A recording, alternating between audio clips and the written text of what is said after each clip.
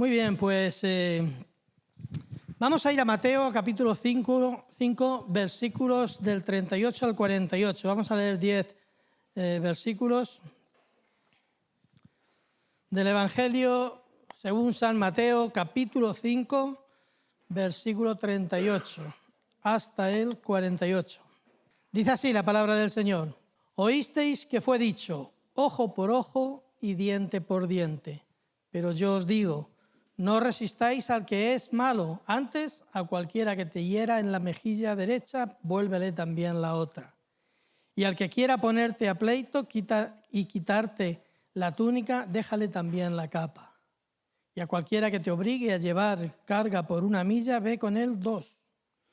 Al que te pida, dale, y al que quiera tomar de ti prestado, no se lo rehuses.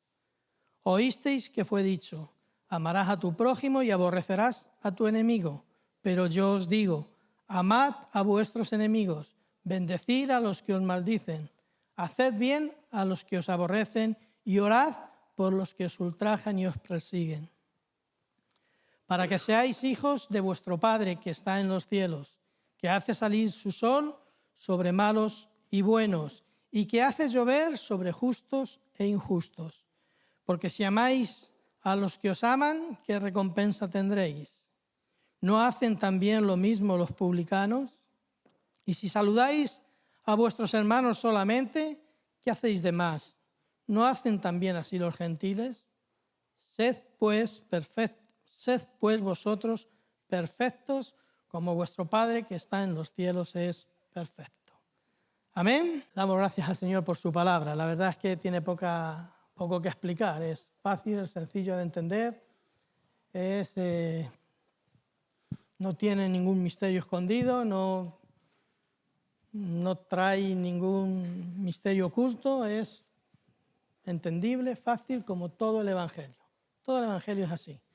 Cuando tú lees los Evangelios ves que es una pura sencillez, porque está hecho para que lo podamos entender de forma fácil y podamos llegar a los pies del Señor y aceptar con humildad su perdón. El pasaje de Mateo, que hemos leído del capítulo 5, del 38 al 48, confronta la esencia de la justicia humana y la redefine bajo el prisma de la justicia divina.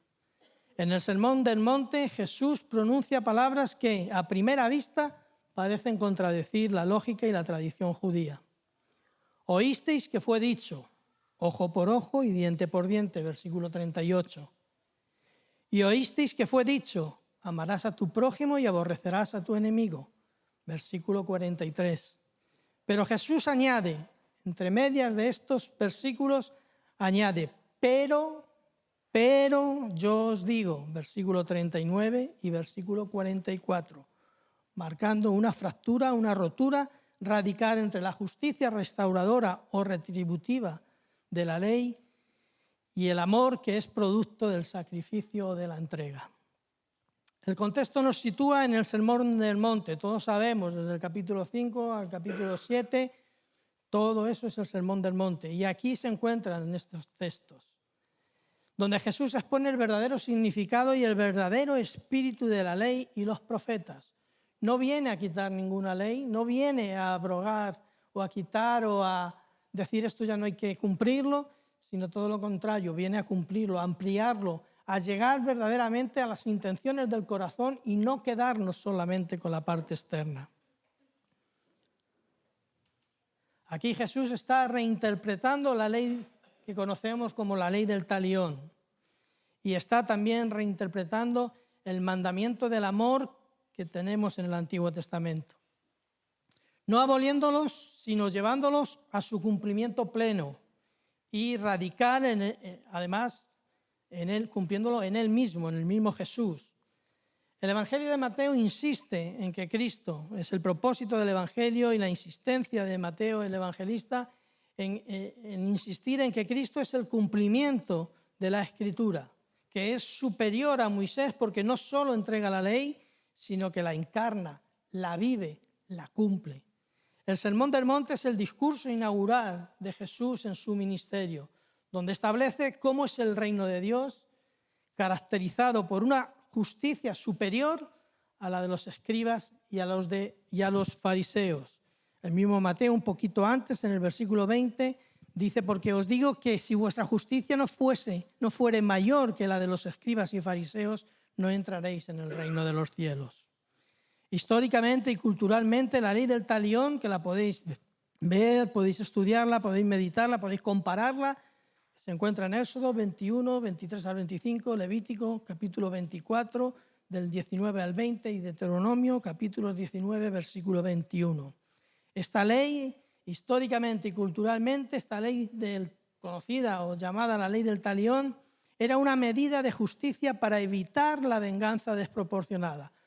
Todos, cuando nos vamos a estos textos, y sobre todo la gente no creyente, pero también los creyentes, nos vamos rápidamente a lo llamativo de ojo por ojo y diente por diente. Y pensamos: vaya animalá, vaya bestialidad, ¿verdad? Sin embargo, el propósito de esta ley, cuando Dios la da, no es el ojo por ojo y el diente por diente como se entiende, sino que marca una proporcionalidad para que cualquier falta, cualquier delito que se cometiese, cualquier mal que alguien causase a otro, en su retribución no se excediera. No dijera: este me ha sacado un ojo, yo le voy a sacar los dos. Y hablo literalmente, no, y metafóricamente, no hablo literalmente del ojo, como el texto tampoco, ¿no? Pero para que no hubiese excesos. A veces tú vas y dices: bueno, es que a mí me han robado 2 paquetes de folio. Bueno, pues me tengo que hacer con 4. No, me tendrá que devolver 4. No. La ley, os pongo estos ejemplos simples y absurdos para que podamos entender lo que la ley del talión quería evitar. La ley del talión lo que quería evitar era, dicho de otra forma, la venganza. Es decir, tú me lo has hecho así, me lo vas a pagar el doble. Pues no. El Señor establece esta ley para que no por un ojo tengamos que pagar 2, siguiendo el ejemplo metafórico, ¿no? Sino que tanto la justicia de Israel, la justicia de los tribunales, fuese proporcional a la ofensa cometida o a la falta cometida o al perjuicio que pudiéramos haber cometido, que fuésemos restituidos no de manera abusiva, sino de manera proporcional. Por tanto, en el contexto judío era una protección contra el abuso, que la restitución o la pena impuesta no fuese superior al daño causado. Pero con el tiempo se convirtió precisamente en una justificación, y ya llevar literalmente lo del ojo, es decir, se convirtió en una justificación para la revancha, para sacar un mayor provecho, para vengarme de aquel que me había hecho daño. Por otra parte, el mandato de amar al prójimo estaba claro también entre los judíos, lo conocían, sabían, pero el odio al enemigo era una interpretación popular y no era un mandato de Dios, sino una interpretación popular que se añadió a la ley y que no estaba explícito en la ley. Jesús desafía esa tradición y propone una ética mucho más radical.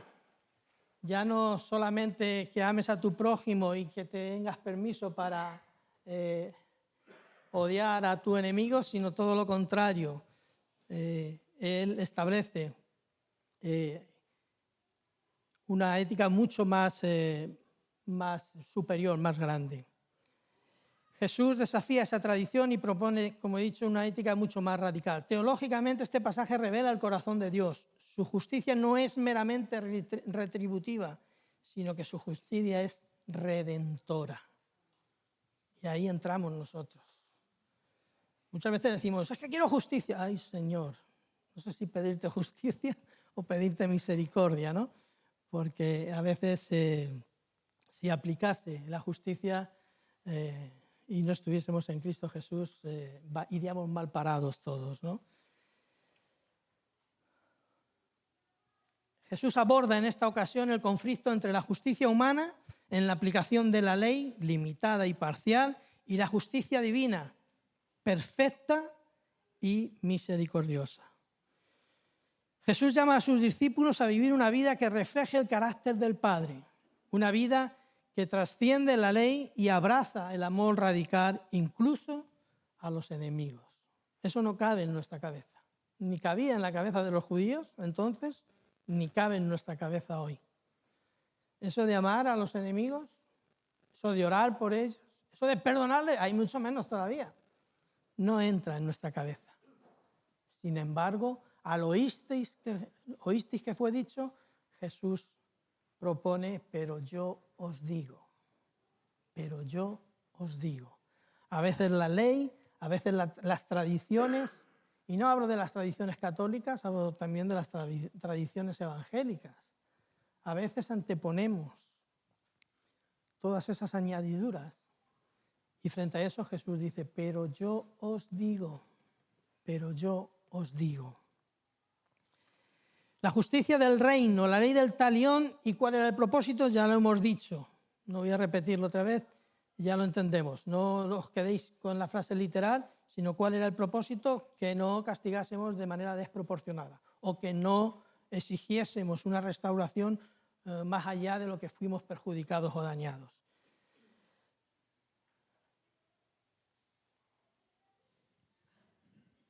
Pero yo os digo, no resistáis al que es malo, versículo 39. Aquí Cristo no niega el valor de la justicia, sino que la trasciende, la lleva más allá, invitando a la misericordia.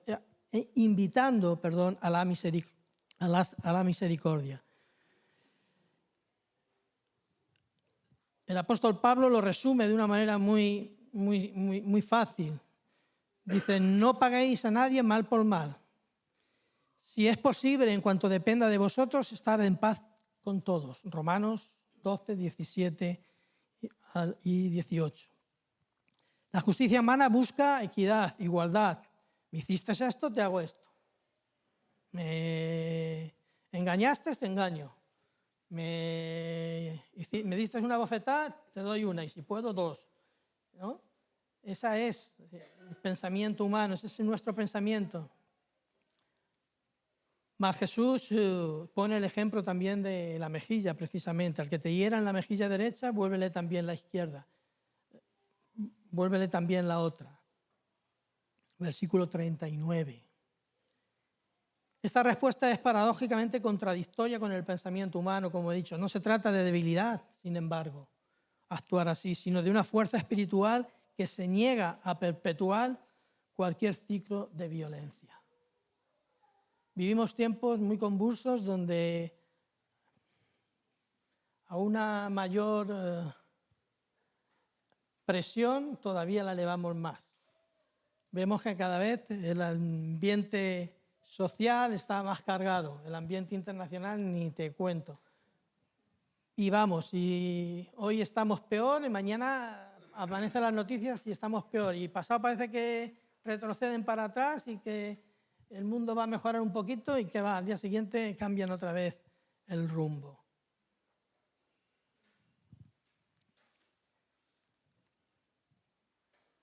Sin embargo, el oísteis, cuando es cambiado por mas yo os digo, reduce la tensión.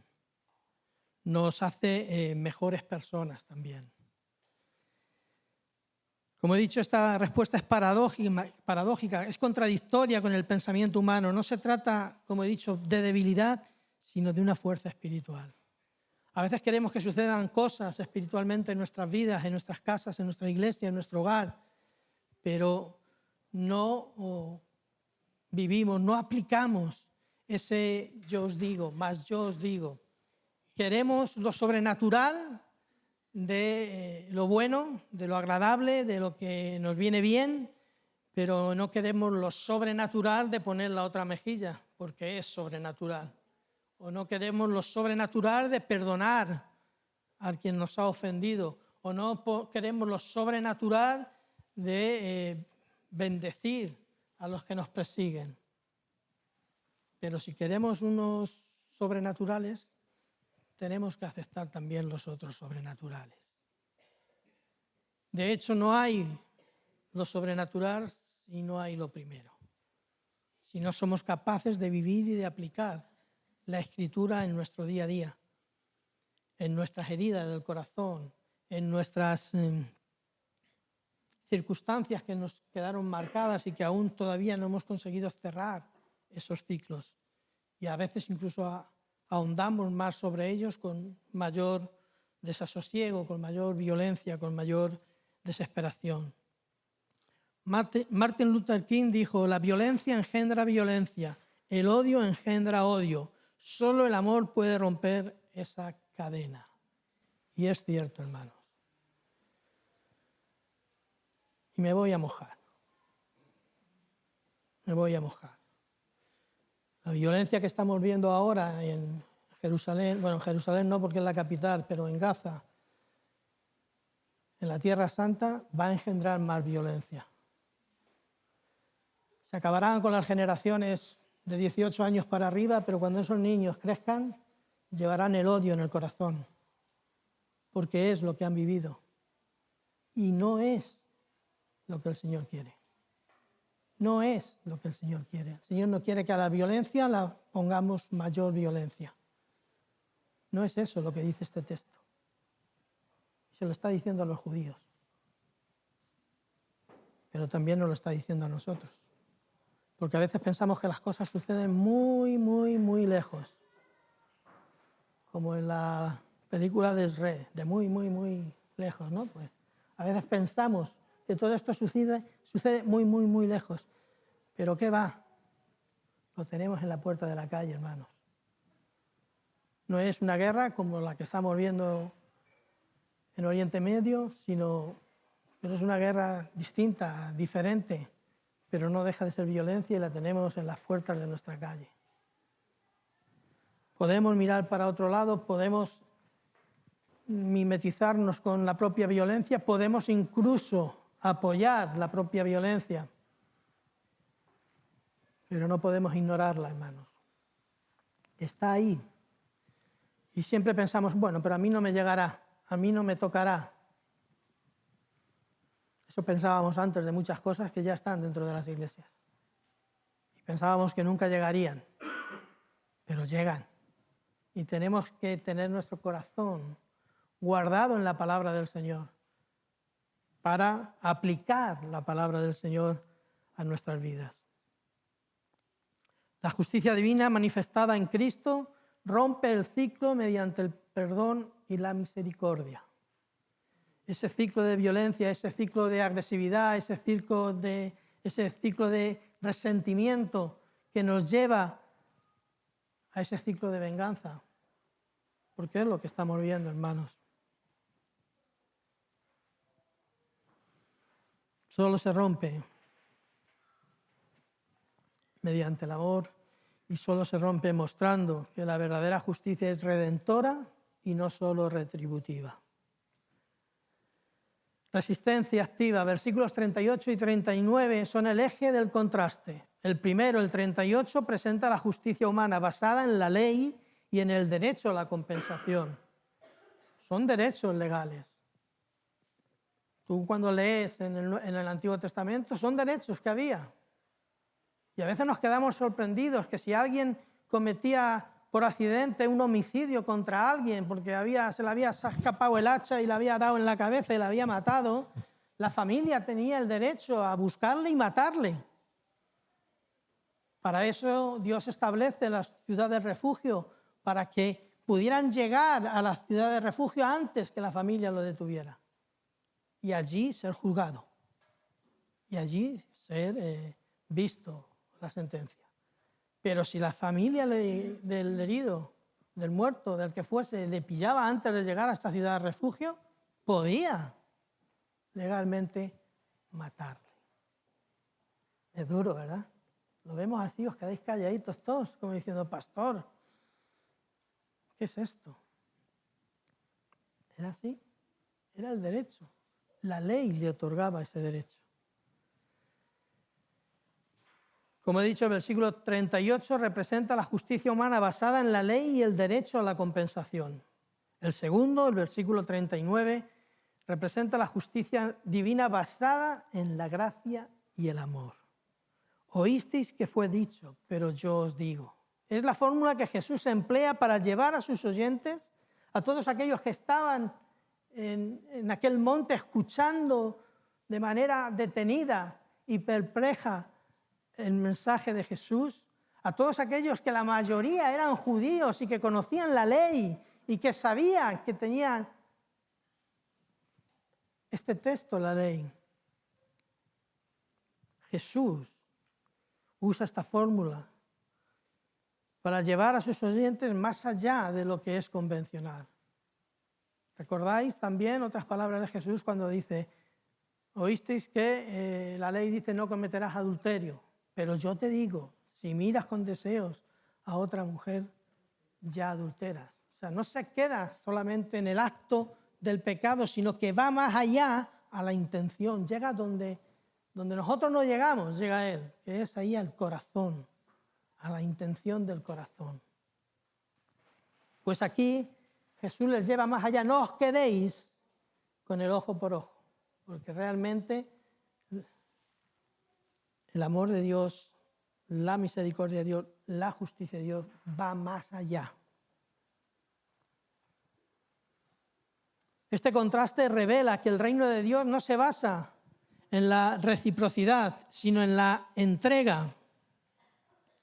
Jesús no está promoviendo una justicia permisiva, sino una justicia que se entrega y se sacrifica, reflejando así, y lo vemos en el texto, el carácter del Padre.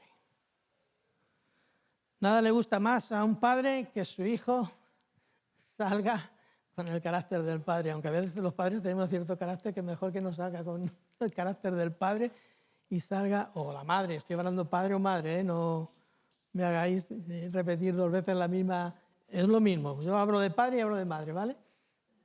Para que nadie y menos hoy que es el Día de la Madre, ¿verdad? Que felicidades a todas las madres, ¿verdad? Nadie quiere mejor que una madre que su hija se parezca a ella, no solamente en lo físico, sino también en el carácter. Y cuando no se parecen, ahí chocan los caracteres, ¿verdad? Como he dicho, este contraste revela que el reino de Dios no se basa en la reciprocidad, sino en la entrega. Jesús no está promoviendo una justicia permisiva, no está diciendo esto vale, todo vale, no, sino una justicia que se entrega y se sacrifica reflejando ese carácter del Padre. El discípulo de Cristo está llamado a responder al mal con bien. Lo siento, no puedo deciros otra cosa que esta. El discípulo de Cristo está llamado a pagar el mal con el bien.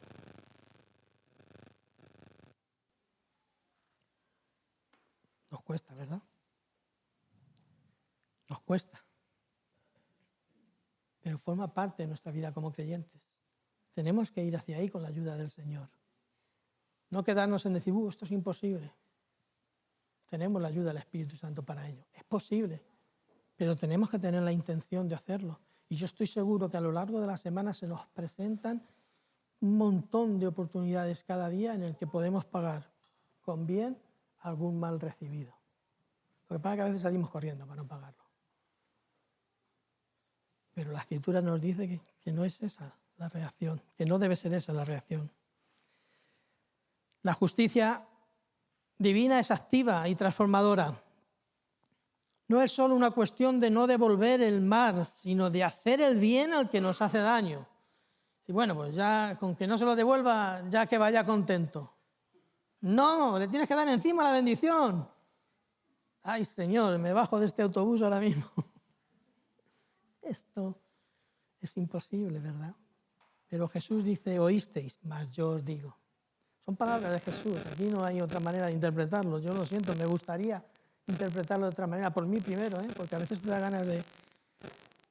Sale ahí esa venganza, ¿verdad? Como dicen en la ópera italiana, venganche, pues eso. Pues no nos está permitido. Es un derecho al que tenemos que renunciar. Esto es revolucionario y desafiante porque exige morir al ego personal, exige realmente morir a nosotros mismos y confiar en Dios, no solo como el juez supremo que juzgará eso, sino también como aquel que dirige nuestra vida para que apliquemos eso en nuestra vida. Porque a veces decimos, bueno, esto lo juzgue el Señor. pero yo mientras tanto voy a hacer mi parte, ¿no? No solamente lo dejamos para el juicio divino, ¡ay, vas a pagar toda tu culpa y vas a ir al infierno de cabeza! No lo sabes. Porque a veces el daño proviene también de gente que como tú cree en el Señor, como su Señor y Salvador. Vaya dilema ahí, ¿eh? No os quiero meter... Bueno, vamos a dejarlo ahí, porque si no nos vamos a meter en un agujero sin salida. Como he dicho, esto es revolucionario y desafiante, porque no solamente es no devolver el mal, sino que es también hacerle el bien. Y como he dicho, hay que confiar en que Dios, cuando tú haces el bien, cuando tú obras conforme a la palabra, Dios se encarga también de dirigir nuestras vidas. Hay una frase que en casa usamos mucho, que es de mi esposa, la voy a decir para que la sepáis también, que es que dice que cuando estamos en algún problema que allí, que decimos, bueno, esto no tiene solución, hay que dejárselo en las manos del Señor, siempre decimos, porque el Señor no se queda con nada de nadie. Y es verdad, a veces pasa mucho tiempo, pero el Señor es el que mejor puede defenderte, el que mejor puede hacerte justicia. El Salmo 37, 5 y 6 nos dice, encomienda a Jehová tu camino y Él hará, ¿verdad? Encomendemos. Nos conviene, hermanos. El Señor nos dice esto en su palabra porque a Él le convenga, sino precisamente porque nos conviene a nosotros y es bueno para nosotros. Confiar en Él y Él hará.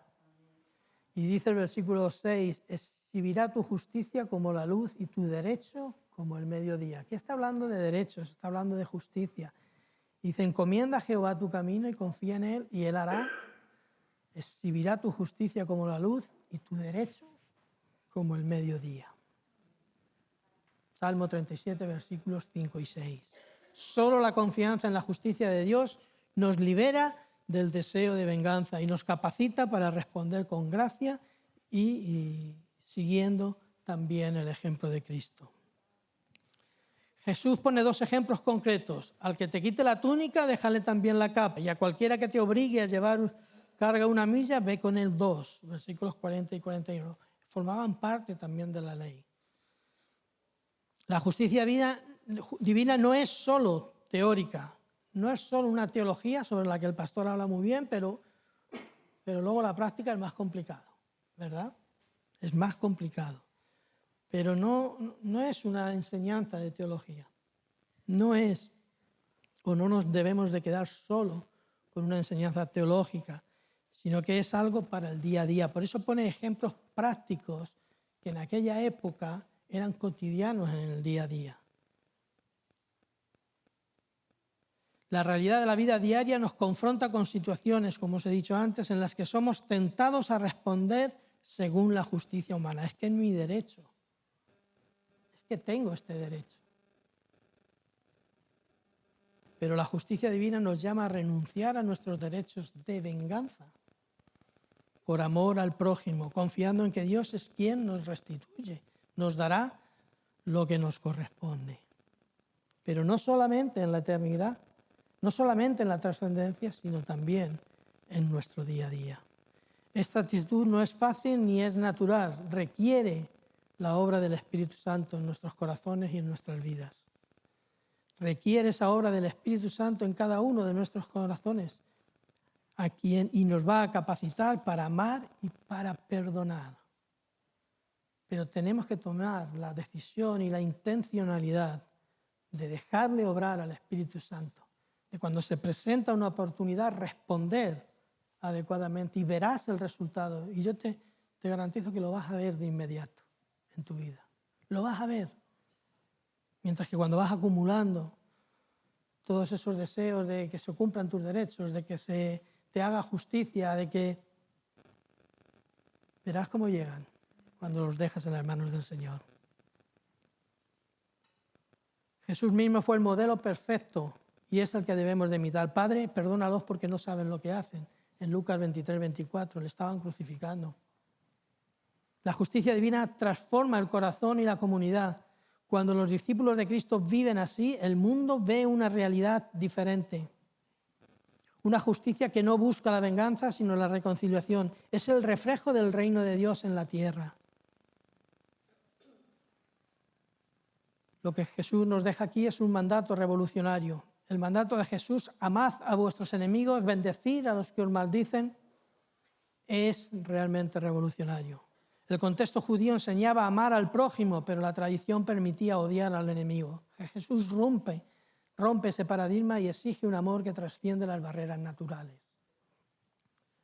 Este amor radical no es un simple sentimentalismo ni un buenismo, sino una decisión voluntaria de buscar el bien del otro, incluso del que nos hiere.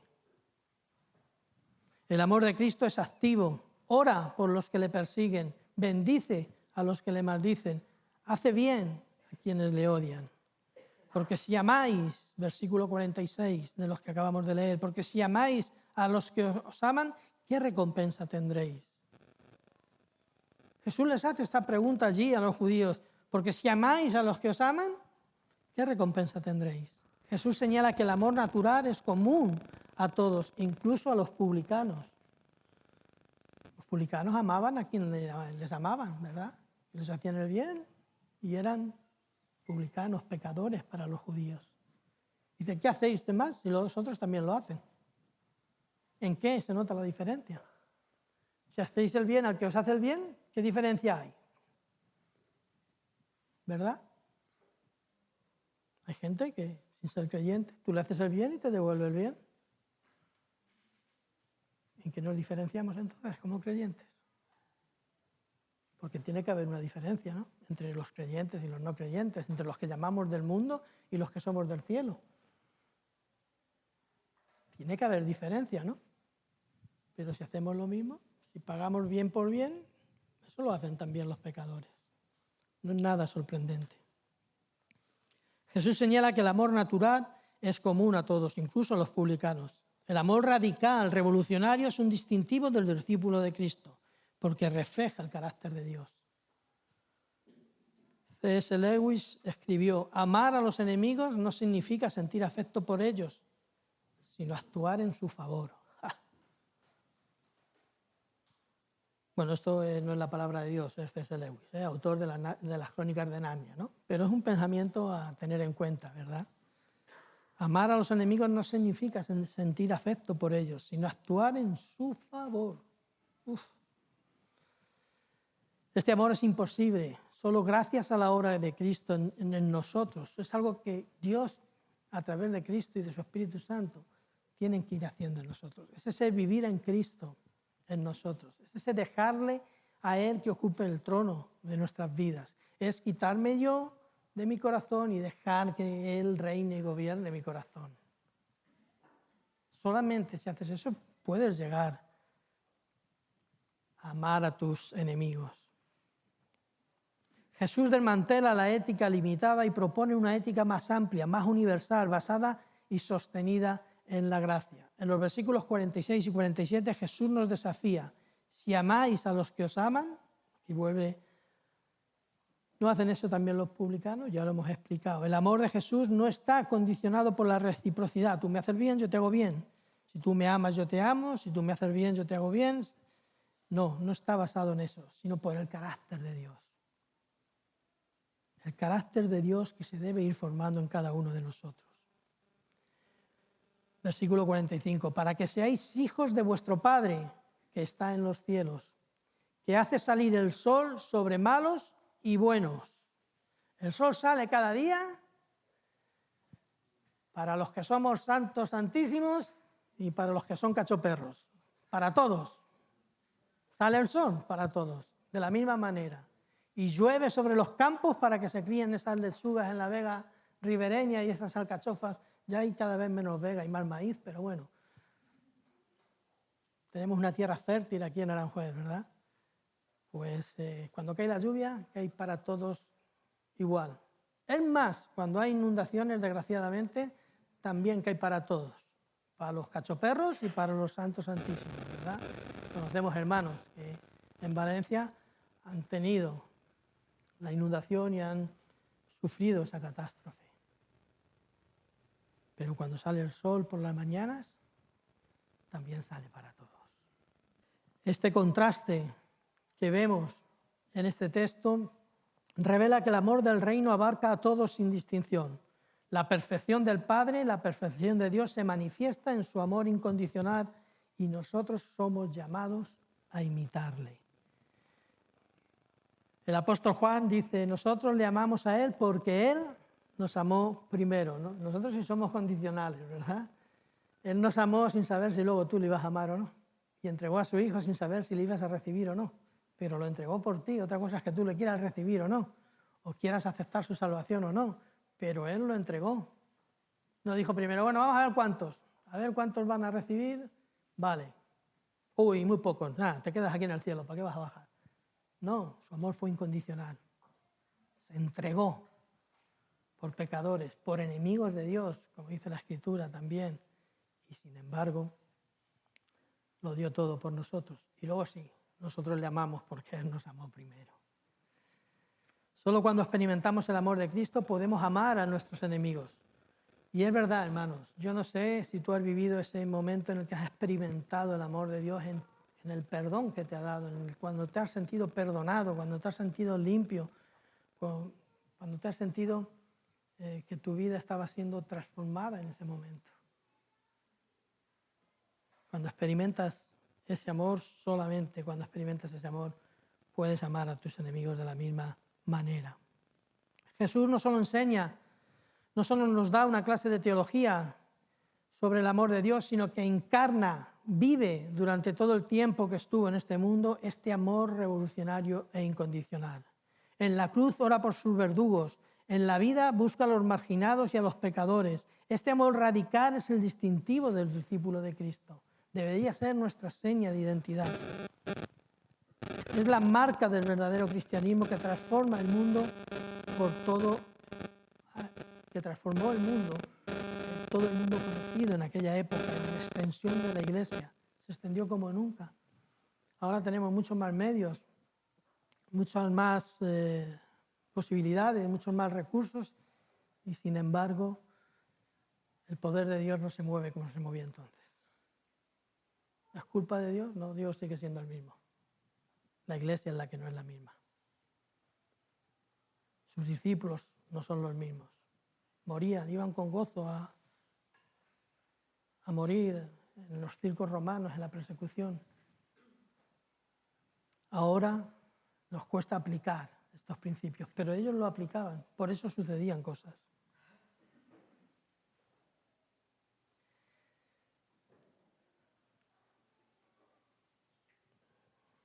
La Iglesia, por tanto, tú y yo que formamos parte de la Iglesia, estamos llamados a ser una comunidad donde el enemigo es acogido, donde el pecador es restaurado y donde el marginado es incluido. Porque este testimonio es el que impacta al mundo y da gloria a Dios. Solo cuando la Iglesia vive este contraste suceden cosas importantes. En Cristo somos capacitados para amar, incluso cuando es difícil hacerlo, y así, de esta manera, es como reflejamos la gloria de Dios. Somos llamados a la perfección. Jesús concluye esta parte del texto que hemos leído, sigue el Sermón del Monte, pero esta parte del texto que hemos leído concluye: sed pues vosotros perfectos como vuestro Padre que está en los cielos es perfecto. Este llamado no es un llamado a una perfección absoluta, sino a una madurez espiritual que refleje el carácter de Dios en el amor y en la justicia. La perfección del Padre se manifiesta en su amor y su justicia con misericordia. El discípulo está llamado a crecer en santidad, a ser completo en su entrega y en su amor. No solo en el cumplimiento externo de la ley, no solamente nos quedemos con la norma, no solamente nos quedemos sino profundicemos en las intencionalidades, en el verdadero espíritu de cada palabra, de cada texto de las Escrituras. La perfección aquí implica integridad, coherencia entre lo que creemos y lo que vivimos. Creemos en que Dios es un Dios de milagros. Creemos en que lo que el Señor nos está pidiendo es que vivamos No la ley del talión, sino la ley del amor a nuestros enemigos. ¿Lo creemos? Vivámoslo. Y otra cosa que creemos que serán los milagros, se producirán. También, porque va en el mismo paquete. No se pueden separar. Juan escribe en su primera carta, dice, el que dice que permanece en mí debe andar como él anduvo. El que dice que permanece en él debe andar como él anduvo. Es un llamado a la autenticidad y a la transformación continua. La autenticidad no significa ser siempre estar con el arito de los santos, y no, significa cuando uno está mal, y cuando uno está bien, está bien. Y el reconocerlo y el buscar la ayuda también forma parte de esa autenticidad y de esa transformación continua. El ejemplo del Padre es el modelo a seguir. Su amor es imparcial, su justicia es perfecta y su misericordia es infinita. A esto somos llamados, no por nuestras fuerzas, sino por la gracia de Dios. No olvidemos, no nos vanagloriemos si conseguimos que esta semana alguien que me ha hecho una trastada le voy a bendecir y encima le voy a aumentar la bendición. No te jactes, si lo haces es por la gracia y la misericordia de Dios que ha obrado en tu corazón para hacerlo. No es mérito tuyo, no es mérito propio, es obra del Espíritu Santo en nuestras vidas. Hay diferencias constatables entre el versículo 47 y el 48. El versículo 47 plantea una pregunta retadora. ¿Qué hacéis de más? Jesús nos desafía a ir más allá de lo ordinario, a vivir una vida extraordinaria marcada por este amor y la perfección del Padre. El contraste entre lo que hacen los publicanos y lo que hacen los hijos de Dios es la diferencia entre lo natural y lo sobrenatural. La perfección del Padre es el estándar y el discípulo está llamado a imitarle. La vida cristiana es un llamado a la excelencia espiritual, a no conformarse con lo mínimo, sino a buscar lo máximo, amar como Cristo amó, perdonar como Cristo perdonó y servir como Cristo sirvió. Ser perfectos es una invitación a la santidad, a la madurez y a la plenitud en Cristo, a estar completos en Cristo. Terminaría con el último punto, pero no me da tiempo, que es el Padre como modelo de perfección. Como he dicho, no es una perfección sin errores. Cometimos errores, pero la Escritura dice en Proverbios 24:16, el justo cae 7 veces y vuelve a levantarse. Y eso nos habla, no cojas literalmente 7 y a la 8 para atrás, no. Eso nos habla de la providencia de Dios también en nuestro cuidado. El justo cae 7 veces y vuelve a levantarse. Cometemos errores. Sucumbimos muchas veces a situaciones en las que deberíamos presentar la cara de Cristo, el carácter de Cristo, y no lo hacemos. Pero debe de estar en nuestra intencionalidad, en nuestra voluntad, el caminar en esa dirección, con la ayuda del Espíritu Santo cada día. Tony decía el domingo pasado, cuando pongas el pie en el suelo, lo primero dar gracias a Dios. Y yo diría, y lo segundo, que te dé fuerzas para el nuevo día. Porque a veces hay días que las fuerzas se quedan un poquito escasas, ¿verdad? Necesitamos al Señor. Cada domingo a las 11:30, celebramos juntos que Jesús vive. Te invitamos a disfrutar de este tiempo de bendición y alegría.